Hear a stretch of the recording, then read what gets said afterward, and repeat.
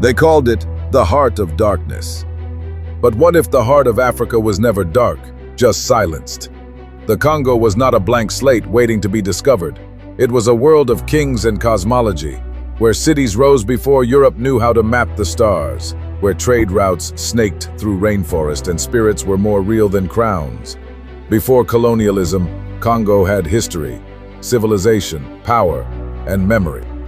The Congo River Basin is one of the most fertile, resource-rich ecosystems on Earth, covering over 1.5 million square miles and surrounded by dense rainforest, savannas, mountains, and mineral veins. It became the perfect cradle for civilization. The Congo River, Africa's second longest, was not just a waterway, but a spiritual force.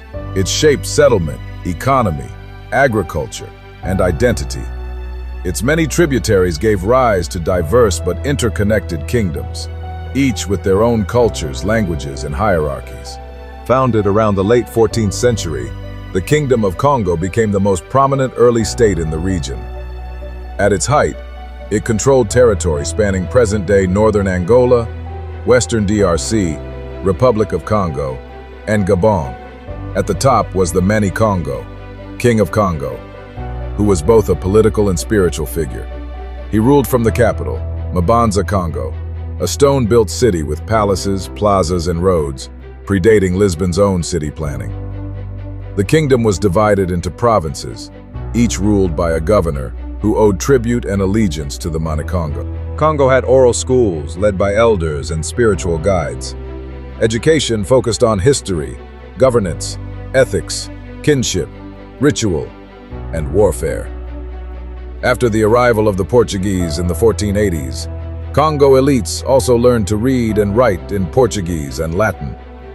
The royal court adopted the Latin script to write Kikongo. Congo had copper mines, iron smelters, raffia cloth factories, and ivory industries. Their economy was monetized using Nzimbu shells from sea snails, functioning like currency.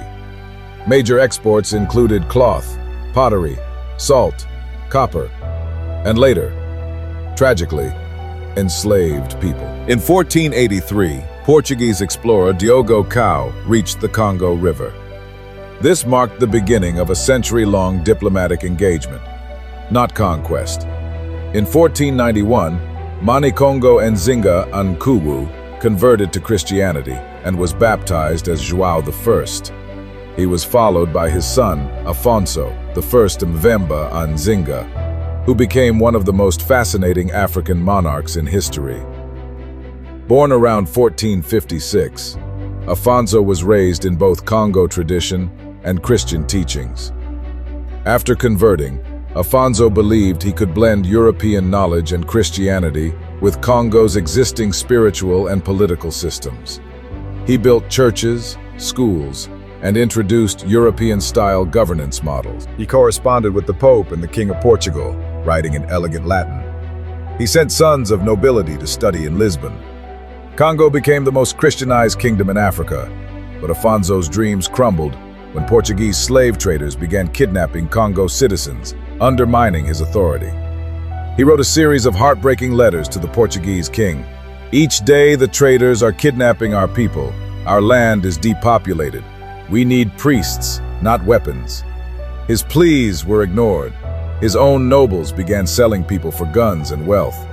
Afonso died disillusioned, betrayed by the very empire he hoped to build alongside. After Afonso, Congo collapsed into a century of civil wars between rival houses, Kinlaza, Kimpanzu, and House of Nasundi, factions supported by Portuguese weapons and mercenaries. Slave-raiding armies were also funded by European trade. It wasn't just warfare, it was spiritual collapse. Missionaries turned the cross into a weapon. Ancestor worship was demonized. Christianity became both tool and battleground. This chaos set the stage for the rise of Kimpa Vita in the 1700s. Kimpa Vita was born around 1684 in Mount Kabangu, a small village within the heartland of the Kingdom of Congo.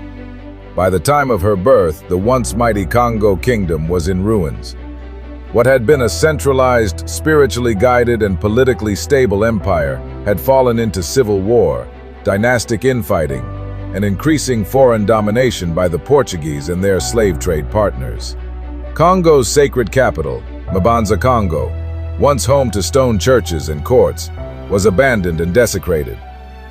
This was the world Kimpa Vita was born into, a broken kingdom searching for a savior. From a young age, Kimpa Vita was known to be gifted.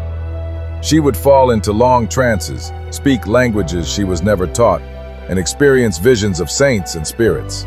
Elders began to believe she was touched by the divine, or possibly chosen by the Bakulu, the powerful ancestral spirits in Congo cosmology. She was sent to train as a Nganga Marinda, a spiritual medium, capable of communicating with spirits, interpreting signs, and healing. But something deeper stirred within her. By her late teens, Kimpa claimed that she was being visited by the spirit of Saint Anthony of Padua, a 13th century Catholic saint. But she did not preach Saint Anthony as a white European missionary figure. She claimed that Saint Anthony was African and had returned to help restore Congo to spiritual truth. She announced that she herself had become the incarnation of Saint Anthony, the chosen vessel for God's mission to redeem the Congo. Around 1704, Kimpa Vita began preaching across the ruins of Congo.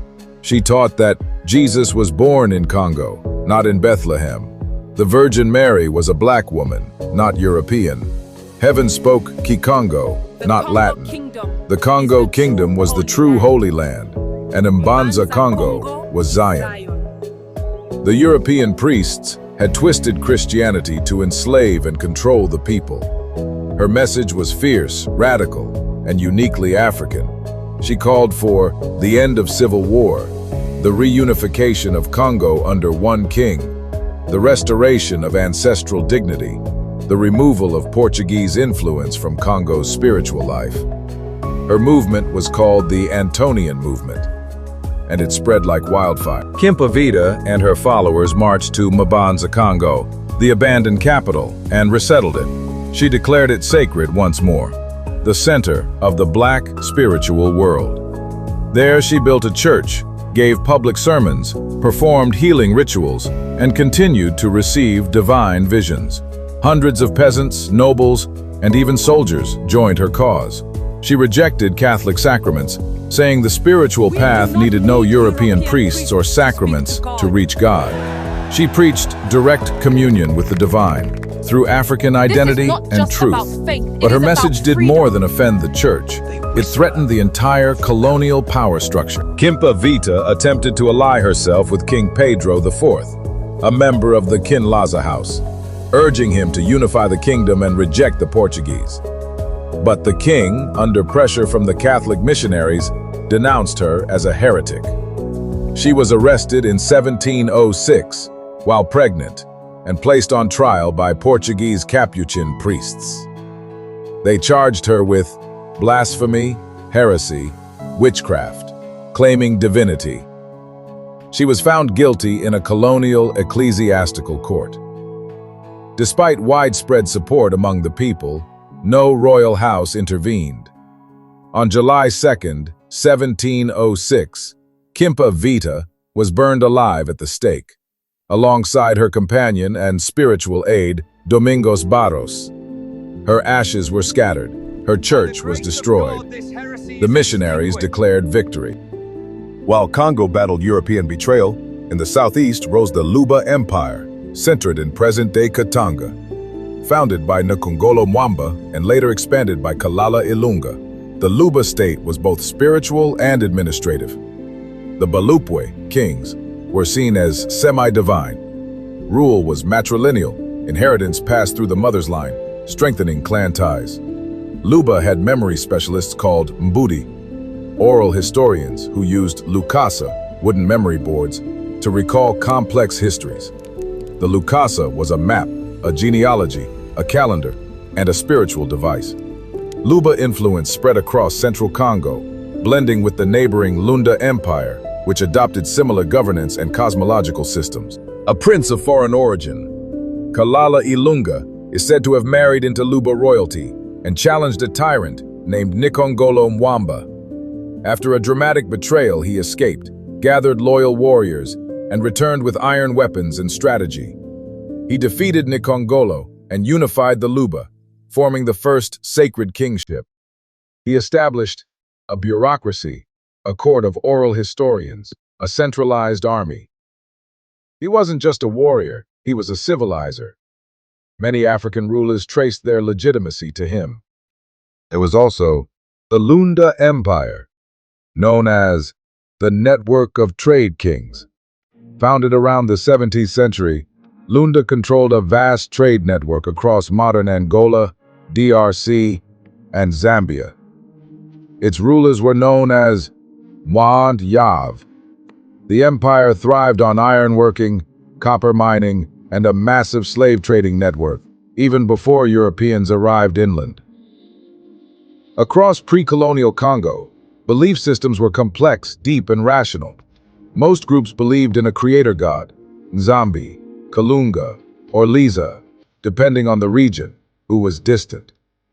Daily life was ruled by ancestral spirits, local gods, and sacred nature forces. Diviners and healers, Nganga, were central to society. Law was sacred. Breaking social norms invited spiritual punishment. Justice was restorative. Wrongdoers paid reparation, and reconciliation was emphasized.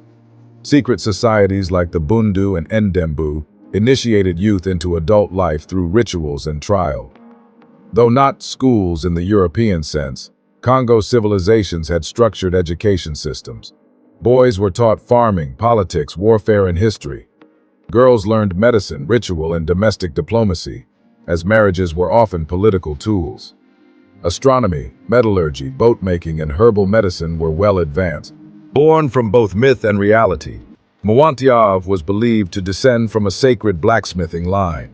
He forged weapons and alliances, creating a confederacy of states linked by trade, ritual, and diplomacy. Lunda expanded through marriage diplomacy, absorbing local rulers without war. They used ritual language, secret oaths, and traveling emissaries to create loyalty across modern Angola, DRC, and Zambia.